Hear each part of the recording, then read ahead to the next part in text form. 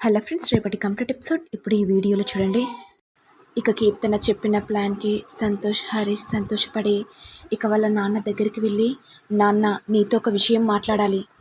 రా, ఏ విషయం గురించి అంటే అది నాన్న, నేను చెప్తే మరి తప్పుగా అనుకోవద్దు, చెప్తేనే కదా తెలిసేది. అంటే అది నాన్న, మేము కూడా ఒక నిర్ణయం తీసుకున్నాం. మేము కూడా సంతకం పెడతాను నాన్న.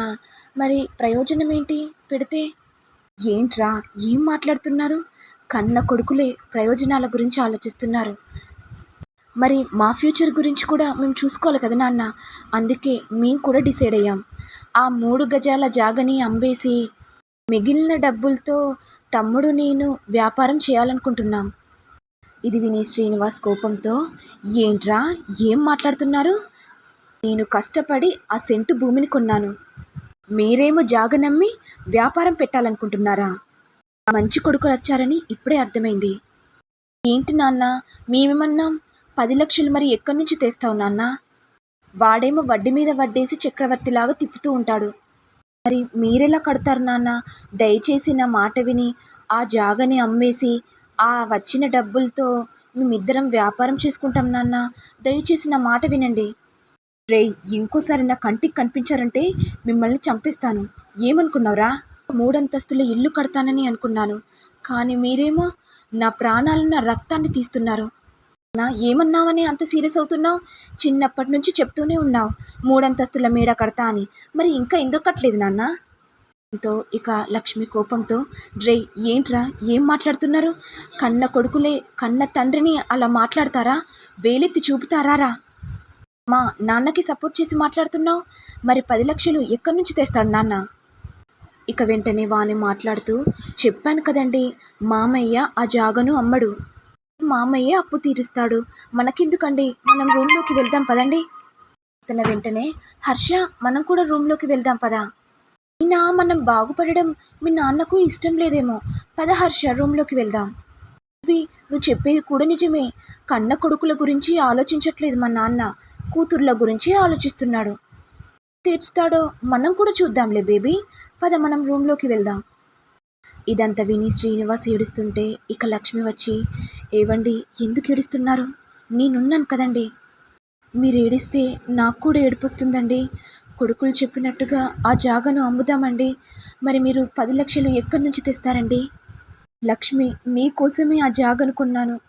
ఆ జాగ ద్వారా 3 అంతస్తుల మేడ కడతానని మీ అన్నకు మాటిచ్చాను. ఇప్పుడు ఆ జాగను అమ్మాలంటే నాకు ధైర్యం రావట్లేదు లక్ష్మి అనుకుంటూ శ్రీనివాస్ ఏడుస్తుంటే, ఎందుకు ఏడుస్తున్నారండి? మన పిల్లల భవిష్యత్తు గురించి కూడా ఆలోచించాలి కదండి. ఇలా ఉండగా అప్పులోళ్ళు శ్రీనివాస్ వాళ్ళ ఇంటికి వచ్చారని విశ్వాకి తెలిసి అప్పులతనికి ఫోన్ చేసి, ఏయ్ నువ్వు మా మామయ్య వాళ్ళ ఇంటికి వెళ్ళావా? మా మామయ్య పరువును తీసావా అప్పు కట్టమని? ఏయ్ ఎవడ్రా నువ్వు, ఏం మాట్లాడుతున్నావు? వాళ్ళు అప్పు తీసుకుంటేనే కదా నేను వాళ్ళ దగ్గరికి వెళ్ళాను. మరి వాళ్ళప్పు నువ్వు తీరుస్తావా ఏంటి ఫోన్ చేశావు అని అనేసరికి జై కోపంతో, నీ సెల్లులో ఆల్రెడీ 10 లక్షలు పంపాను, చూసుకో. నువ్వు మా మామయ్య మా అత్తయ్య దగ్గరికి వెళ్ళి క్షమాపణ కోరకపోతే నా చేతులతో నేనే మర్డర్ చేస్తాను అని అనేసరికి భయంతో ఇక పరుగున వచ్చి, శ్రీనివాస్ గారు నన్ను క్షమించండి, ఇక మీకు మాకు ఏ అప్పు లేదండి. ఇక శ్రీనివాస్ వెంటనే, ఏంటండి మీరు మాట్లాడేది? నన్ను క్షమించానని ఒక్క మాట చెప్పండి. అయినా మేము తీసుకున్న బాకీ తీర్చలేదు కదండి. తీర్చేశారు శ్రీనివాసరావు గారు అని అనడంతో అందరూ ఒక్కసారిగా షాక్ అవుతారు. వెంటనే లక్ష్మి మాట్లాడుతూ, అసలు ఏం జరిగిందండి? మా బాకీ ఎలా తీరింది? ఒకసారి ఈ విజిటింగ్ కార్డు తీసుకోండి. మీకు ఏ డౌట్ ఉన్నా ఈ కార్డు మీద నెంబర్ చేయండి, వాళ్ళే చెప్తారు. సరే అండి, నేను వెళ్ళొస్తాను శ్రీనివాస్ గారు. ఇక శ్రీనివాస్ ఆ కార్డును చూసి ఫోన్ చేసి వాళ్ళు చెప్పినట్టుగా శ్రీనివాస్ వాళ్ళు ఆఫీస్ దగ్గరికి వస్తారు. శ్రీనివాస్ లోపలికి వెళ్ళగా, ఎవరో మాకు ఈ విజిటింగ్ కార్డు ఇచ్చారు, ఫోన్ చేశాను, ఇక్కడికి రమ్మని చెప్పారు. మరి మీ సార్ని పిలుస్తారా? పిలుస్తామండి, మీరు కూర్చోండి సార్. ఇంతలో జై రావడంతో లక్ష్మి శ్రీనివాస్ చూసి ఒక్కసారిగా షాక్ అవుతారు. మీరా బాబు? మీరేంటి బాబు మా అప్పును తీర్చేశారు? నాకు ఆశీర్వాదం ఇవ్వండి మామయ్య. బాబు, మరి నేను చల్లగా బ్రతకాలంటే మీ అమ్మాయిని నాకు ఇచ్చి పెళ్లి చేయండి. నేను సంతోషంగా ఉంటాను మామయ్య. ఈ ఆఫీస్ మీదేనా? అవును మామయ్య, ఇదే నా ఆఫీస్. అప్పులతను వచ్చాడని తెలిసి అతనికి నేనే స్ట్రాంగ్ వార్నింగ్ ఇచ్చాను మామయ్య. పడకండి మామయ్య, మీ ల్యాండ్ పేపర్స్ మీకు ఇచ్చేశారు కదా. ఇచ్చేశారు, మీ దయ వల్ల కాపాడారు. ఉంది మామయ్య, మీకు కష్టం వచ్చింది, అందుకే ఒక అల్లుడిగా మీకు హెల్ప్ చేశాను.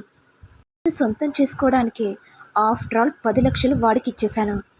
వాడికి మంచి ఒపీనియన్ కలగాలనే నేను ఇలా చేస్తున్నాను. త్వరలోనే జానుకు నాకు పెళ్ళవపోతుంది. విశ్వ, ఇక నువ్వు అవుట్. జాను ఇక నా మాయలో పడిపోతుంది. నీకోసమే వెయిట్ చేస్తున్నాను. త్వరలోనే నువ్వు నా దగ్గరికి వచ్చి మాట్లాడతావు. అదే కదా నాకు కావాల్సింది. మనసులో అనుకుంటూ ఉండగా, ఏంటి బాబు ఏం మాట్లాడట్లేదు? అలా అంటున్నారు మీరు కూడా. మనలో మనం చేసుకోకపోతే మరి ఇంకెవరు చేస్తారు?